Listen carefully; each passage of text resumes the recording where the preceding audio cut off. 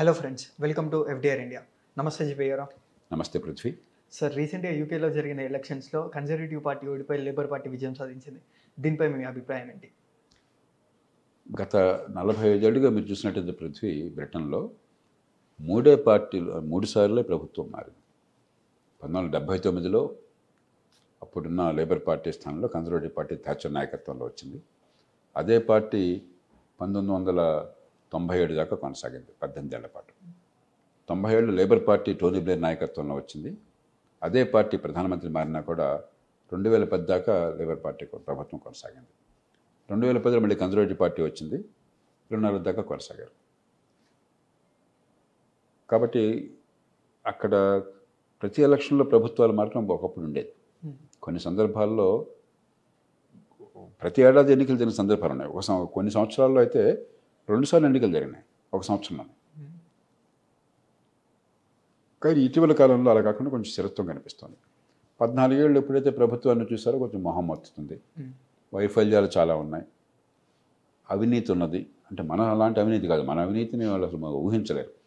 వాళ్ళ దృష్టిలో ఒక 1000 పౌండ్లు అన్యాయంగా కనుక గవర్నమెంట్ నుంచి తీసుకున్నట్టయితే, ఏదో నేను ప్రయాణం చేశాను, పొరపాటుకి వెళ్ళాను, నిజంగా వెళ్ళినా కూడా అది ప్రభుత్వం పని మీద కాకుండా పర్సనల్ పని మీద వెళ్ళి డబ్బులు వసూలు చేశారనుకోండి, అది చాలా అవినీతి వాళ్ళ దృష్టిలో.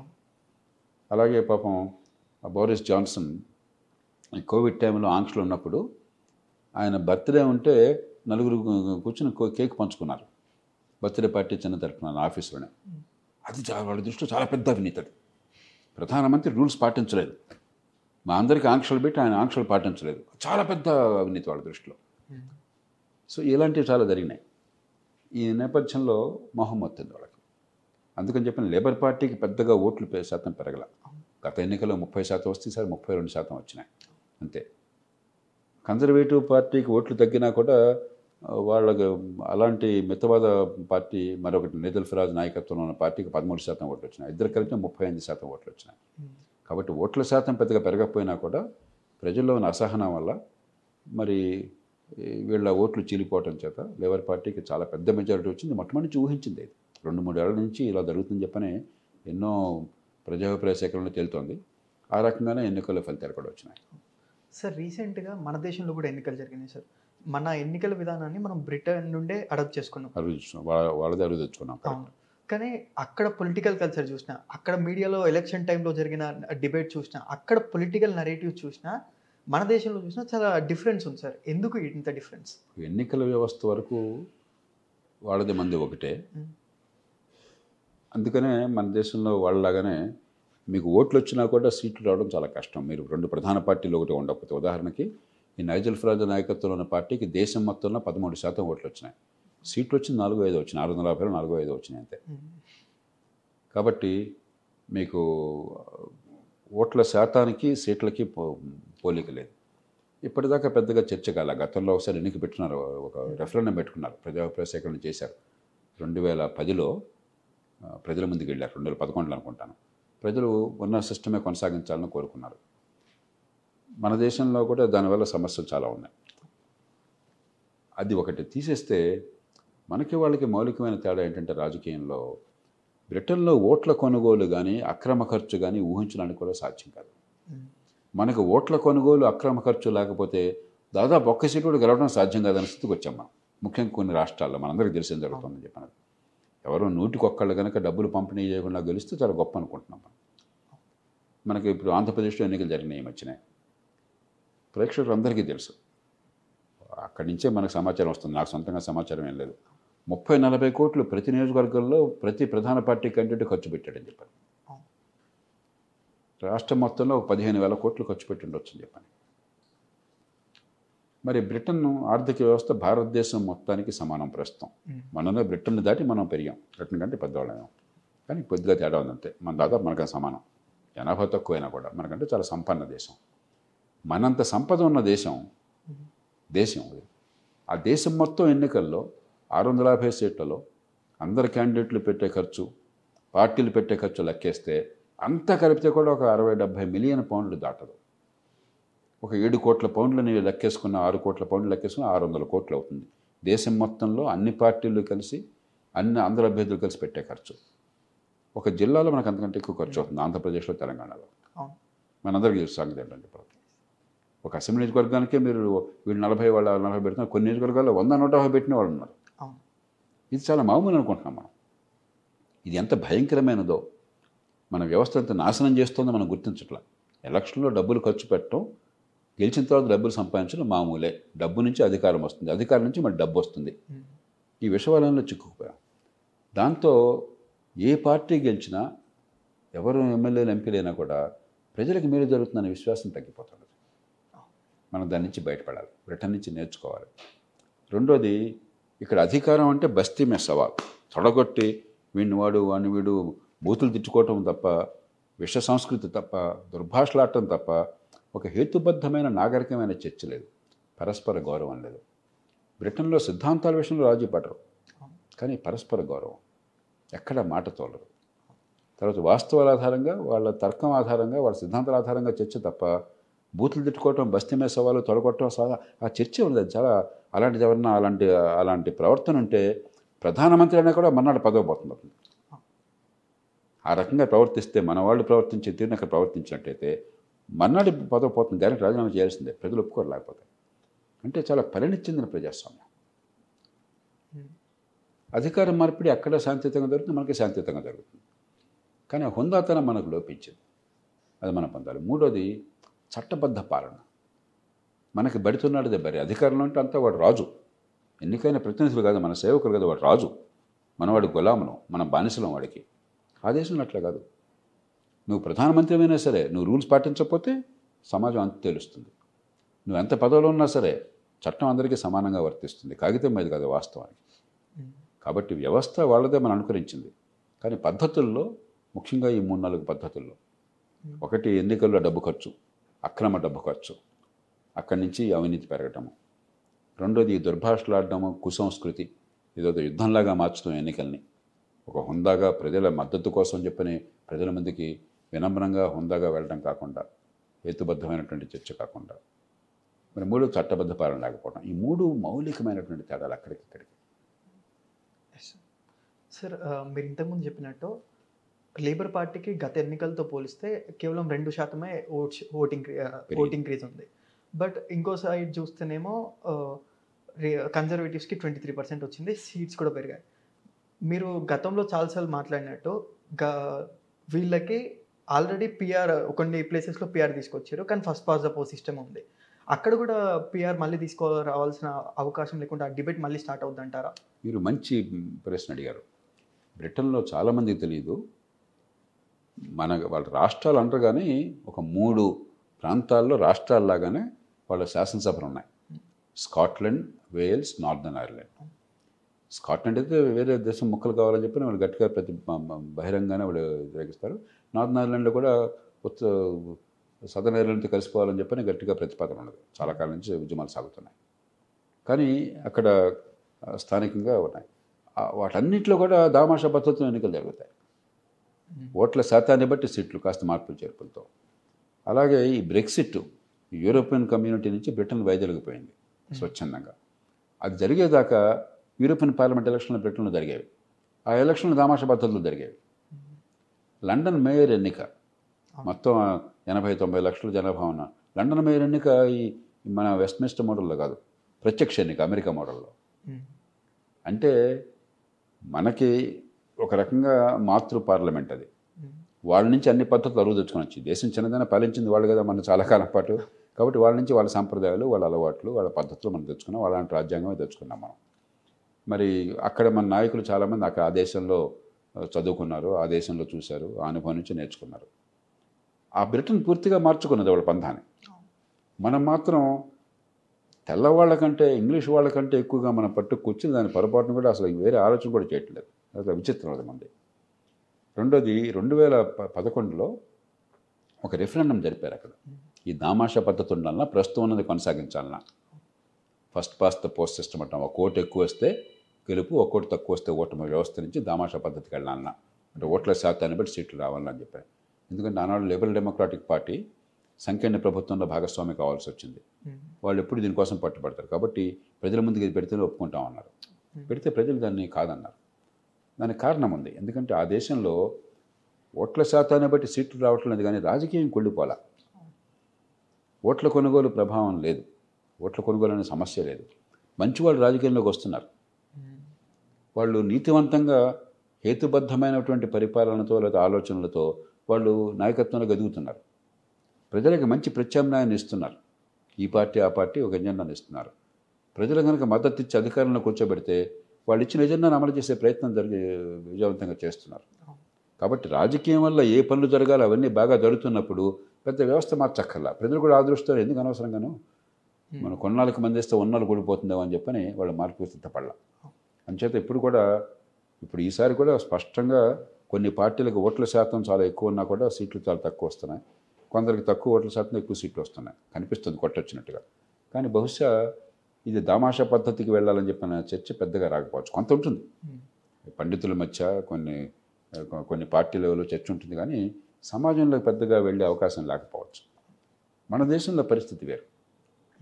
మనకేంటంటే ఒక ఓటు ఎక్కువ వస్తే గెలుపు, ఒక ఓటు తక్కువ వస్తే ఓటమి అన్నది ఒక ప్రధాన కారణం ఎన్నికల్లో ఈ అక్రమ ఖర్చు ప్రభావానికి, ఓట్ల కొనుగోలుకి. అంటే ఓట్లు గ్యారంటీగా కొంటే ఓటేస్తారని కాదు, డబ్బులు ఇవ్వకపోతే ఓట్లు వేరు కాబట్టి డబ్బుల పంపిణీ ధారాళంగా. అదివరకు బేదలు తీసుకునేవాళ్ళు, బేదలకు ఇచ్చేవాళ్ళు ఉన్నారు. ఈ మధ్యకాలంలో నేను వింటున్న వార్తల ప్రకారం ఏదో కొద్దిమంది 1-2% వదిలేస్తే 5% వదిలేస్తే అందరూ పుచ్చుకుంటున్నారని విన్నాను నేను. గవర్నమెంట్ ఉద్యోగులు, మధ్యతరగతి వారు, రైతులు, చిన్న చిన్న వ్యాపారులు వీళ్ళు కూడా డబ్బు తీసుకుంటున్నారు. ఇంట్లో 2-3 ఓట్లు ఉన్నాయి. వీడు వచ్చి ఒక్కొక్క కోటికి 2-3 వేలు ఇస్తాడు, మీకు 8,000 10,000 జమకూడుతుంది. ఎవరు వచ్చి 10,000 ఇస్తారు, 20,000 శుభ్రంగా మనకు డబ్బు చేతి ఎవరికన్నా. చాలా వికృతమైన సంస్కృతి వచ్చేసింది మనకి. దీని నుంచి బయటపడాలని చెప్పంటే మీరు ఎన్ని ఉపన్యాసాలు ఇచ్చినా కూడా ఎన్నికల వ్యవస్థను మార్చకుండా డబ్బుల ప్రభావాన్ని అరికట్టడం సాధ్యం కాదు. కాబట్టి నా దృష్టిలో మన దేశం అవసరాలను బట్టి కొన్ని మార్పులు చేర్పులు చేసుకోవాలి. అవి చేసుకుని ఒక పక్కన సుస్థిర ప్రభుత్వం ఉండాలి, మరో పక్కన ప్రతికూలం పార్టీగా రాకుండా దాన్ని అడ్డుకోవాలి. దానికి ఏర్పాట్లు చేసుకోవచ్చు. ఈ 2 ఏర్పాట్లు చేసుకుంటూ దామాష పద్ధతి వచ్చినట్టయితే సమర్థులు, నిజాయితీ పరులు ఎన్నికల్లో పోటీ చేసి గెలిచే అవకాశం ఉంటుంది. ఎన్నికల్లో ఓట్ల కోసం డబ్బులు ఖర్చు పెట్టే పరిస్థితి తగ్గుతుంది. ఆ ఓట్ల కోసం డబ్బులు, అక్కడి నుంచి అవినీతి, ఈ విషయాల నుంచి బయటపడతాం. ఈ ప్రజాస్వామ్యం బాగుపడుతుంది, పరిపాలన బాగుపడుతుంది. పార్టీలు కొంచెం ఆలోచన చేయాలి మన దేశంలో. సార్, ఇంతకుముందు మీరు పార్టీల గురించి మాట్లాడినట్టు 2022లో కన్జర్వేటివ్ పార్టీ ఇంటర్నల్ ఎలక్షన్స్లో మన ఇండియన్ ఆరిజిన్ అయిన రిషి సునక్ గెలిచి ఆ దేశ ప్రైమ్ మినిస్టర్ అయ్యారు. మన దేశంలో ఉన్న పార్టీస్కి అక్కడున్న పార్టీస్కి పెద్ద డిఫరెన్స్ ఏంటి సార్? మనకి పార్టీల నాయకులు స్వయంభులు, దేవుడు వాళ్ళని పంపించాడు ఇక్కడికి. చాలా పార్టీలు ఓ కుటుంబానికి చెందిన పార్టీలు, కుటుంబం సొంత ఆస్తులు. అసలు ఆ కుటుంబంలో పార్టీ అగ్రనాయకుడికి ఎన్నికన్నది పేరుకు కాగితం మీద ఉన్నా కూడా ఎన్నిక లేదు, పాడు లేదు. పొరపాటున ఎవరన్నా కూడా వాళ్ళకి ఎదురు తిరిగితే వాడికి శిరచ్ఛేదమే, ఇంకా పార్టీలో పోయింది వాడికి. మన ఎన్నికల వ్యవస్థలో పార్టీలో స్థానం లేకపోతే రాజకీయంగా మరణశిక్షే. ప్రధాన పార్టీల్లో స్థానం లేకపోతే మీకు ఇంకా రాజకీయం ఉంది. మీరు చట్టబద్ధంగా పోటీకి ఎవరు అడ్డు లేదు, ఎవరైనా పోటీ చేయొచ్చు. కానీ పోటీ చేస్తే ఉపయోగంగా అనామకుడైపోతారు. కాబట్టి పార్టీలు వ్యక్తుల నియంతృత్వానికి బలైపోతున్నాయి వాళ్ళు. దాన్ని తగ్గట్టు మనం చేసాం. ఒకటేమో పార్టీ లోపల అంతర్గత ప్రజాస్వామ్యం లేదు. మరి పార్టీలో నాయకుడిని మార్చడానికి ఒక పద్ధతి లేదు. ఉదాహరణకు బోరిస్ జాన్సన్ పెద్ద మెజారిటీతో నెగ్గాడు. తన ప్రభావం వల్లనే ఎలాంటి వాడైనా కూడా గత ఎన్నికలు 2019 ఎన్నికల్లో కన్జర్వేటివ్ పార్టీకి మంచి మెజారిటీ తీసుకొచ్చాడు. కానీ బోరిస్ జాన్సన్ కొన్ని చిన్న చిన్న తప్పులు చేశాడు. ఉదాహరణకి ఆయనకి ఈ కోవిడ్ ఆంక్షలు ఉన్నప్పుడు ఎవరో ఒకరినొకటి దగ్గరగా ఉండకూడదు, ముట్టుకోకూడదు అని చెప్పిన కాలంలో ఆయన ఆఫీస్లో ప్రైమ్ మినిస్టర్ గారికి బర్త్డే, ఆయన జన్మదినం రోజున 10 మంది కలిసి కేక్ పంచుకున్నారు, చిన్న బర్త్డే పార్టీ జరుపుకున్నారు. ఆ దేశంలో పెద్ద చర్చ అయింది. ప్రధానమంత్రి రూల్స్ ఫాలో చేయకపోతే ఎట్లాగా? మా అందరికీ రూల్స్ పెట్టి నువ్వు ఫాలో అయిపోతే ఎట్లాగా? అలాంటి చిన్న కారణాల వల్ల అతను పదవి పోయింది. ఆయన పార్టీలో ఎంపీలు ప్రజలు ఎదురు తిరిగారు. ముందు ప్రజల్లో ఎప్పుడైతే పట్టిపోయిందో ఆయన పార్టీలో ఎంపీలు ఎదురు తిరిగారు. ఆయన దింపేశారు. ఆయన రాజీనామా చేయాల్సి వచ్చింది విధిగా. రాజీనామా చేశాక ఇంకొక ఆవిడ వచ్చింది, లిస్ ట్రస్ అని చెప్పారు. అప్పటిదాకా విదేశాంగ మంత్రిగా ఉంది. ఆవిడ పట్టుమని 6 వారాలు కూడా నిలవలేదు. ఎందుకంటే ఆర్థికంగా మరి ఎక్స్ట్రీమ్గా చేసింది. ఆర్థిక వ్యవస్థకు అంతా కలకలం చెలరేగింది. అప్పుడు రిషి సునక్ అప్పటిదాకా ఆర్థిక మంత్రిగా చేశాడు, సమర్థంగా చేశాడు, మంచి పేరు తెచ్చుకున్నాడు ఆయన. కాబట్టి ఆయన మీద నమ్మకం ఉంది. ఇక నలుపు తెలుపు రంగు చూడలేవాళ్ళు. మరి ఒక ప్రధాన పార్టీలో రంగుతో సంబంధం లేకుండా ఎంపీలంతా కలిసి ఈయన కావాలని చెప్పి ఎన్నుకున్నారు. అంటే నాయకత్వాన్ని ప్రజాస్వామ్యబద్ధంగా సామర్థ్యం ఆధారంగా నిబద్ధత ఆధారంగా ఎంచుకునేటువంటి ఏర్పాటు అక్కడ జరిగింది. మనకు అది లేదు. మూడోది అంతర్దాగల మనం ఆ దేశంలో మీరు ఏ పార్టీ తరపున ఎన్నికైనా కూడా మీ మనసులో మీరు ఏది నమ్మితే, ప్రజలకి మంచిదని ఏది నమ్మితే, ప్రజాస్వామ్యానికి మంచిదని ఏది నమ్మితే, దేశానికి మంచిదని ఏది నమ్మితే దాన్ని చెప్పే అధికారం మీకుందో, చెప్పే ఓటేసే హక్కు ఉన్నది. మన దేశంలో మనం ఏం చేసాం? పార్టీ ఫిరాయింపు నిషేధం అన్న పేరుతో పార్టీ నాయకత్వం మాటని కాదని చెప్పని మీరు నమ్మిన లక్ష్యం కోసం కనుక ఓటేస్తే మీ పదవి పోతుంది. అసలు ఇక పూర్తిగా కట్టుబానిసలు అయిపోయినారు ఎమ్మెల్యేలు, ఎంపీలు. ఒక సొంత అభిప్రాయం లేదు, చర్చ అంటే సభలో చర్చ అనేది లేదు. ఇవాళ చర్చ ఏమైంది సభలో? చర్చ లేదు, పాడు లేదు. మెజారిటీ ఉంటే వాళ్ళు చేసేసుకోవడం, మిగతా వాళ్ళు వెళ్ళలోకి వెళ్ళడం, దూకటం, అరుపులు, కేకలు, పెడబబ్బులు, వాకౌట్లు తప్ప ఒక సమగ్రమైన, హేతుబద్ధమైన, నాగరికమైన, ప్రశాంతమైన చర్చే లేకుండా పోయింది.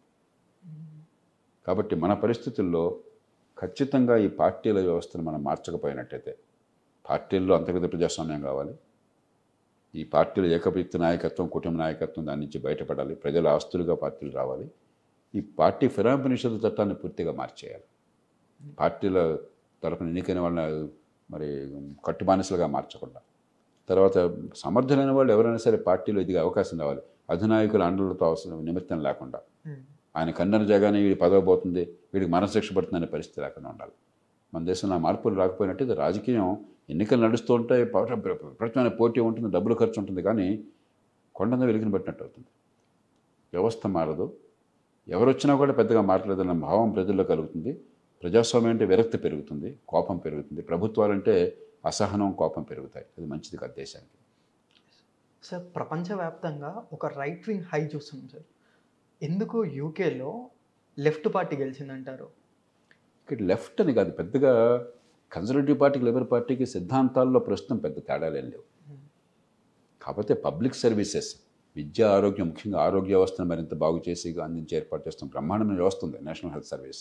కానీ వృద్ధాప్యంలో ఉన్న వాళ్ళ సంఖ్య పెరగడం చేత ఆరోగ్యం ఖర్చులు పెరుగుతున్నాయి, దానివల్ల డబ్బులు తగ్గుతున్నాయి. కాబట్టి కొంచెం ఇబ్బందులు ఉన్నాయి. అంతేగాని మౌలికంగా సిద్ధాంతంలో తేడా లేదు. అలాగే ఆర్థిక వ్యవస్థ విషయంలో తేడా లేదు. ఒకప్పుడు ఉండేది, ఒకప్పుడు వీళ్ళు కుడిపక్షం, వాడు ఎడపక్షం, వీళ్ళు బాగా మితవాదులు, వాళ్ళు అతివాదులు. వామపక్షం కాబట్టి వీళ్ళు అతిమేగా పన్నులు వేయటము, సంక్షేమం అని చెప్పి అందరూ కూడా ఏకాభిప్రాయం ఉంది, పెద్దగా తేడా లేదు. కాబట్టి ఇప్పుడు 14 ఏళ్ళు ఉంటుంది, అది మొహం మొత్తటము, కొన్ని రంగాల్లో వాళ్ళ స్థాయిలో అవినీతితో పాల్పడ్డారని చెప్పని, లేబర్ పార్టీలో ఉన్నటువంటి లొసుకుల్ని సవరించి ఒక బలమైన, ఒక ఏకీకృతమైన పార్టీ నిర్మాణం చేయటము. అందువల్ల తప్ప సిద్ధాంతాల కోసం ఎన్నికల్లో ఇప్పుడు ఈ ఎన్నిక జరగల. అందుకని విధానాల్లో పెద్ద మార్పులు ఉండవు, మౌలికమైన మార్పులు ఉండవు. విదేశాంగ విధానంలో పెద్ద మార్పు లేదు, ఆర్థిక విధానంలో పెద్ద మార్పు లేదు. కాకపోతే సోషల్ సర్వీసెస్, సర్వీస్ డెలివరీ కొంచెం బాగు చేయాలని చెప్పి ఒక ప్రయత్నం జరుగుతుంది. మామూలుగా లేబర్ పార్టీ అయితే హెల్త్ కేర్ని బాగా ఇంప్రూవ్ చేయాలి, అదనంగా డబ్బులు పెట్టాలి, ఇలాంటి ఆలోచన ఉంటుంది. అంతేగాని పెద్ద తేడాలు లేవు అక్కడ. ఇతర దేశాల్లో వేరు. మిగతా పాశ్చాత్య దేశాల్లో పార్టీల మధ్య ఇంత దగ్గరగా పెద్ద తేడాలు లేని పార్టీలు కాదు, చాలా పెద్ద అంతరం ఉన్న పార్టీలు ఉన్నాయి. అతివాద పార్టీలు రెండు పక్కల కూడా. ఫ్రాన్స్లో నిన్న ఎలక్షన్ జరిగింది పార్లమెంట్కి. ఇప్పుడు ప్రభుత్వం ఏర్పాటు చేయడం కష్టంగా ఉంది. ఎందుకంటే మీరు వస్తే నేను ఒప్పుకోను, నేను వస్తే మీరు ఒప్పుకోరు, ఇద్దరికి కలవదు. సిద్ధాంతాల విషయంలో, వ్యక్తిగతంగా కాదు, సిద్ధాంతాల విషయంలో అనమాట. అలాగే అమెరికాలో డొనాల్డ్ ట్రంప్ లాంటి వస్తున్నారు. మరీ అతివాదం పెరిగిపోతుంది. ఏం జరుగుతుందంటే, జనాభా ఎప్పుడైతే అదుపులోకి వచ్చిందో, వృద్ధాప్యంలో ఉన్న వాళ్ళ సంఖ్య పెరిగిందో, వృద్ధాప్యంలో ఉన్న వాళ్ళు ఎక్కువగా ఈ సంక్షేమం కోసం డబ్బులు కట్టరు, కానీ ఈ సంక్షేమాన్ని తీసుకుంటారు. ఆరోగ్య వ్యవస్థ కావచ్చు, రిటైర్మెంట్ పెన్షన్లు కావచ్చు, మరొకటి కావచ్చు, డబ్బులు ఎక్కువ తీసుకుంటారు. ఖర్చు పెరిగిపోతుంది, ఆదాయం తగ్గుతుంది. రెండోది, అది వరకు పాశ్చాత్య దేశాలే ప్రపంచంలో మన చిన్నప్పుడు, మా చిన్నప్పుడు, మీరు చిన్నప్పుడు కాదు, మా చిన్నప్పుడు ఏ రంగంలో గొప్ప అనుకున్నా కూడా పాశ్చాత్య దేశాలు, అమెరికా, బ్రిటను, ఫ్రాన్సు, జర్మనీ ఇలాంటి దేశాలు, లేకపోతే జపాన్ ఒకటి వచ్చేది తర్వాత కాలంలో. మనం ఎక్కడ అసలు పోటీ పడేది ఉండేది కాదు. ఇప్పుడు ఏమైంది, మిగతా దేశాలు కూడా టెక్నాలజీ పెంచుకొని, వాళ్ళ నుంచి పద్ధతులు నేర్చుకుని, స్వేచ్ఛాయుత ఆర్థిక వ్యవస్థను పెంచి, పోటీని పెంచి వాళ్ళతో పోటీ పడుతున్నారు చాలా రంగాల్లో. చైనా అయితే అసలు మ్యానుఫ్యాక్చరింగ్ రంగంలో, వస్తువుల ఉత్పత్తి రంగంలో పాశ్చాత్య దేశాలు పోటీ పడలేనంత స్థాయిలో వీళ్ళు ఉత్పత్తిని పెంచారు, ధరలు తగ్గించారు, ప్రపంచ మొత్తానికి ఎగుమతి చేయగలుగుతున్నారు. ఆ దేశాల్లో ఉత్పత్తి తగ్గిపోయింది, ఉద్యోగాలు పోయాయి. కాబట్టి ఒకప్పుడు మనం తలమానికంగా ఉన్నాం, అగ్రస్థానంలో ఉన్నాం. ఇప్పుడు కూడా సంపద ఉంది, ఇప్పుడు కూడా బాగా ధనికులు వాళ్ళు. కానీ మిగతా వాళ్ళతో పోలిస్తే ఆ తేడా అంత ఎక్కువగా కనిపించట్లేదు. అది వాళ్ళలో చాలా అశాంతి. మొట్టమొదటిసారిగా మన తర్వాత తరం వాళ్ళు మన తరం కంటే అంత పెరగరేమో అన్న భయం. ఇప్పటిదాకా గత 100 ఏళ్ళుగా ప్రతి తరం మా పిల్లలు నాకంటే బ్రహ్మాండంగా ఎదుగుతారు, బోల్డంత సంపద ఉంటుందని నమ్మకం ఉండేది. ఇప్పుడు ఆ నమ్మకం తగ్గుతుంది. దానివల్ల బాగా అశాంతి. మూడోది ఇమ్మిగ్రేషన్, ఇతర దేశాల నుంచి వలసలు. సంపన్న దేశాలు కాబట్టి ఆయా దేశాల పరిస్థితిని బట్టి వలసలు బాగా వస్తున్నారు. అందులో అక్రమంగా వస్తున్నారు. చట్టబద్ధంగా అయితే కనీసం ఎవరు వస్తారో పనికొచ్చే వాళ్ళని తీసుకుందామని మళ్ళీ మీరు ఆపచ్చు. బలవంతంగా వచ్చేస్తున్నారు, అక్రమంగా చొరబడుతున్నారు సరిహద్దులు దాటి. చాలా వ్యతిరేకత వస్తుంది. ఎందుకంటే వేరే మతం, వేరే ఒంటి రంగు, వేరే జాతి వాళ్ళు మనతో ఏమడరు. వాళ్ళు వచ్చి మన అన్ని తీసుకుపోతారు, మన సంక్షేమం నుంచి డబ్బులు అనుభవిస్తారు, వాళ్ళకి మనకి పసుకుదన్న భావం చాలా దేశాల్లో సమాజాల్లో వస్తున్నది. దానికి తగ్గట్టుగా రాజకీయంలో కూడా ఈ వలస వచ్చే వాళ్ళని ఆపేయాలి, కాందసీకులు రాకుండా ఆపేయాలి, లేకపోతే ఇమ్మిగ్రెంట్స్ని ఆపేయాలి. మరి వేరే ఒంటి రంగు కానీ వేరే మతాలు కానీ వాళ్ళు మనం అంగీకరించకూడదు. ఇప్పుడు భావం కూడా చాలామందిలో వచ్చేస్తుంది. ఈ మూర్తి ప్రభావం వల్ల ఈ దేశాల్లో రాజకీయం చాలా అతలకుతలం అయిపోయింది. బ్రిటన్లో దాని ప్రభావం కొంత ఉంది, కానీ ఇమ్మిగ్రేషన్ అంత ఎక్కువ కాదు. మిగతా దేశాల్లో కొట్టొచ్చినట్టు కనిపిస్తుంది. యూరోప్లో కానీ అమెరికాలో కానీ పాశ్చాత్య దేశాల్లో ఈ మూర్తి ప్రభావం చాలా కొట్టొచ్చినట్టు. అందుకనే రాజకీయం బాగా ఆటుపోట్లకు గురవుతుంది. అయితే బాగా వామపక్షవాదులు అతివాదులు, లేకపోతే మితవాదులు అతివాదులు. అతివాదులు అనకూడదు, ఆక్సిమోరాన్ అంటాం, కానీ రైట్ వింగ్ అతివాదులు రెండు పక్కల కూడా ఎక్స్ట్రీమ్కి వెళ్ళిపోతున్నారు. ఉదాహరణకి ఫ్రాన్స్లో నిన్న ఎన్నికల్లో మరి చాలా గట్టిగా పోటీ పడింది బాగా అతివాద పార్టీ, మేరీ లెపెన్ ఆధ్వర్యంలో బాగా రైట్ వింగ్ పార్టీ. అట్లాగే అమెరికాలో డొనాల్డ్ ట్రంప్ దానికి ప్రాతినిధ్యం వహిస్తున్నాడు. చాలా దేశాల్లో ఈ సమస్య ఉత్పన్నం అవుతుంది. బహుశా ఇంకొక తరం 2 తరాల పాటు ఈ వాలటిలిటీ అంటాం, ఈ ప్రజల్లో అశాంతి, అభద్రత, భవిష్యత్తు ఎట్లా ఉంటుందన్న బెంగ, ఉపాధి ఏంటని చెప్పని, ఆదాయాలు పెరగవేమో మా కుటుంబాలకు అని చెప్పిన భావం, మరి మా సంస్కృతి అంతా నాశనం అయిపోతుందేమో, వేరే ఒంటి రంగు వాళ్ళు, వేరే జాతి వాళ్ళు, వేరే మతాల వాళ్ళు వచ్చేసేస్తున్నారు ఇక్కడికి, మరి మేమేమైపోతామని చెప్పాను. ఇలాంటి వీటి వల్ల రాజకీయం కొంత అనిశ్చితి ఉన్నమాట వాస్తవం. బ్రిటన్లో ఆ కారణం కాదు పెద్దగా. సార్, ఇంతకుముందు మీరు చెప్పినట్టు బ్రిటన్లో ఎలక్షన్ టైంలో డిబేట్ తీసుకుంటే సర్వీస్ డెలివరీ కావచ్చు, ఎన్హెచ్ఎస్ గురించి కావచ్చు, లేకపోతే ఇల్లీగల్ మైగ్రేషన్ కావచ్చు, అలా ఎకానమీ కావచ్చు, వార్ మీద వాళ్ళ మీద ఉన్న ఇంపాక్ట్ కావచ్చు, ప్రైస్ రైజ్ కావచ్చు, వీటి మీద serious election debates and discussion జరిగినాయి. బట్ మొన్నే మన దేశంలో జరిగిన డిస్కషన్ చూస్తే క్యాస్ట్ సెన్సెస్ గురించి కావచ్చు, రిజర్వేషన్స్ కావచ్చు, ఫ్రీబీస్ కావచ్చు, ఇవి సెంటర్గా డిస్కషన్ జరిగినాయి. అంటే డెమోక్రసీ మెచ్యూర్డ్ అవ్వడం వల్ల అలా అయిందంటారా? ఖచ్చితంగా. ఏంటంటే ప్రజాస్వామ్యం అనేది ఊరికే ఓటేస్తే వెంటనే వచ్చేది కాదు. ఓటు స్వేచ్ఛ కావాలి, కానీ చాలు. అక్కడ ఏంటంటే కొన్ని వందల సంవత్సరాల అనుభవంతో వాళ్ళు పద్ధతుల్ని మార్చుకున్నారు, మెరుగుపరుచుకున్నారు.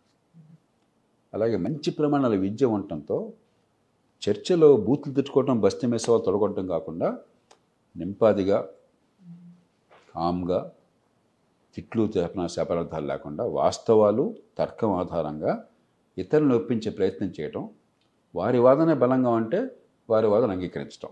ఇది మానవ సమాజం పెరిగేది. తెట్లు మీరు నా మాట నొప్పితే పృథ్వీ అంత దమ్ముందా తనిపారేస్తాను నేనని, మీకంటే కుర్రాడని చెప్పి మీరని అంటే తనుకోవడం తప్ప మిగిలేదేముంది.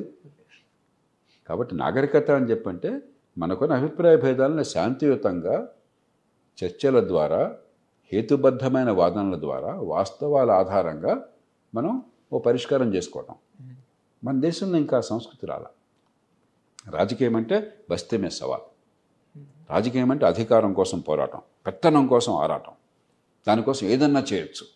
అందుకే ఓట్ల కొనుగోలుకి ఇంత డబ్బు ఖర్చు పెట్టడం, అందుకే కులాలను రెచ్చగొట్టడం, మతాలను రెచ్చగొట్టడం, అందుకే అన్ని తాత్కాలికమైన తాళాలు ఇవ్వటం, ప్రభుత్వాలు చేసిన పనులు పక్కన పెట్టి బెదరికాన్ని నిర్మూలించడం, దీర్ఘకాలిక భవిష్యత్తు పక్కన పెట్టేసి ఎట్లాగొట్లా ఓటు కోసం జనాన్ని మభ్యపెడదామని చెప్పి అన్నీ ఫ్రీగా ఇచ్చేస్తామని చెప్పని చేయడం. ఆ దేశాల్లో అట్లా కాదు. ఎందుకంటే కొన్ని వందల సంవత్సరాలుగా అనుభవాన్ని సంపాదించారు, ప్రజల్లో చైతన్యం బాగా పెరిగింది, అధికారం చాలా మేరకు వికేంద్రీకృతమైంది.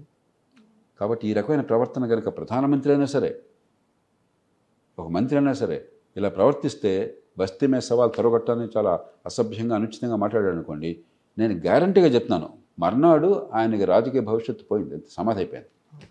రాజీనామా చేయకపోతే జనం ఒప్పుకోరు. అసలు ఎంపీలు దింపేస్తారు, ఎందుకంటే ప్రజల్లో వ్యతిరేకత వస్తుంది చెప్పని. అంటే సమాజంలో ఆ చైతన్యం అంత వెల్లివిరిసింది. మనం ఇప్పుడు కూడా నా కులం వాడురా వాడు, లేకపోతే మా ప్రాంతం ఓడరా, మా ఓడరా, వాడికి నేను బానిసగా ఉంటాడు, ఏం మాట్లాడినా మావాడు, ఈ భావం ఇంకా పాలా మనకి.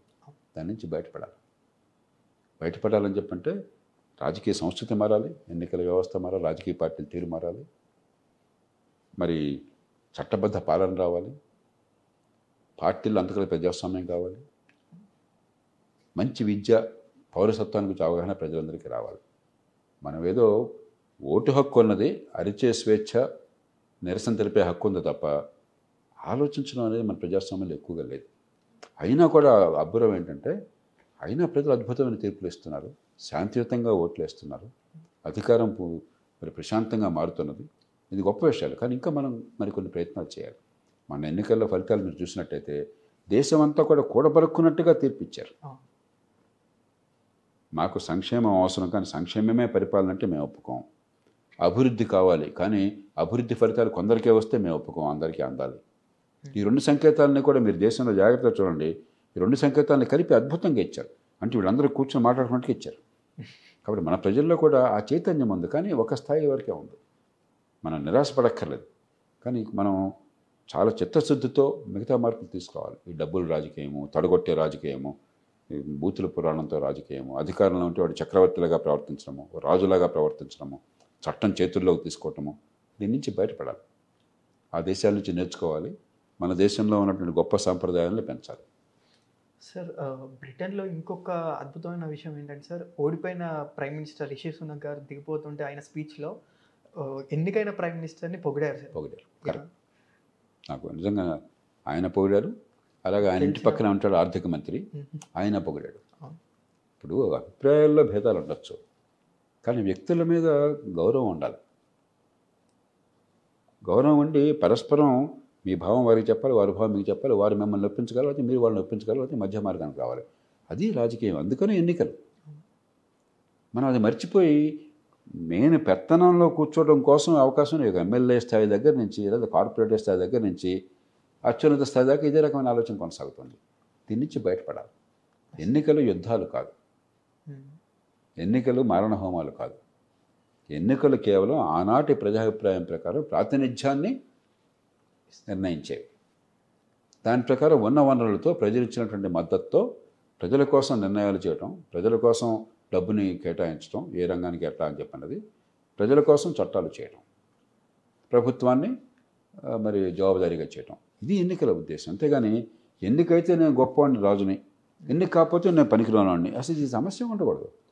మీరు ఎన్నిక ఇవ్వడం ఎన్నిక కాకపోవడం మీ వ్యక్తుల గొప్పతనాన్నో లేదా వ్యక్తుల గౌరవాన్నో మార్చేది కాదు. అలా కారాదు. ఉదాహరణకి నైజల్ ఫరాజ్ 8 సార్లు ఎన్నికల్లో 7 సార్లు ఎన్నికల్లో ఎంపీగా పోటీ చేసి ఓడిపోయాడు. ఈసారి గెలిచాడు. అయినా కూడా అతను మంచి చెడు ఒక సిద్ధాంతాన్ని కట్టుబడి గట్టిగా ప్రజలు ప్రచారం చేస్తున్నాడు. 20-25 ఏళ్ళ నుంచి అతని ప్రభావం దేశం మీద చాలా గణనీయంగా ఉంది. ఎన్నికల్లో ఎంపీ కాకపోవచ్చు. కాబట్టి ఎన్నికల్లో గెలుపు ఒక్కటే ప్రమాణం కాదు, గెలుపు కోసం ఏదైనా చేస్తామని చెప్పనేది పద్ధతి కాదు. బస్తీ మీద సవాలు తొడగొట్టడం అనేది సరైనది కాదు. ఇది నాయకుల్లో ఉండాలి, పార్టీల్లో ఉండాలి, మనలో ఉండాలి, పార్టీల సభ్యుల్లోనూ ప్రజల్లోనూ ఉండాలి. మన కోసం ఎన్నికలు కానీ వాళ్ళ కోసం ఎన్నికలు కాదు. ఎన్నికలు పోటీ చేసే వాళ్ళని గురించి కాదు, ఎన్నికలు ఓటు వేసే వాళ్ళని గురించి, పన్నులు కట్టే వాళ్ళని గురించి. ఈ అవగాహన 100% ఆ దేశాల్లో ప్రజలకి ఓటర్లకి ఉంది. మన దేశంలో ఎన్నికలంటే ఆంధ్రప్రదేశ్లో పందాలు కాసాలని విన్నాను నేను. ఒక 20,000 కోట్ల రూపాయల పందాలు చేతులు మారినాయని విన్నాను. అంటే ఏంటి? ఎన్నికలు గొర్రె పందాలు అనుకుంటున్నారు. ఎన్నికలు వాళ్ళని గురించి అనుకుంటున్నాం, మన గురించి అనుకోవట్లా. ఎన్నికలు వాళ్ళ కోసం, ఆ కుటుంబాల కోసం, ఆ వ్యక్తుల కోసం, ఆ పార్టీల కోసం, మన కోసం కాదు. ఇది చాలా ప్రమాదకరమైన ఆలోచన. Thank you sir. Thank you friends.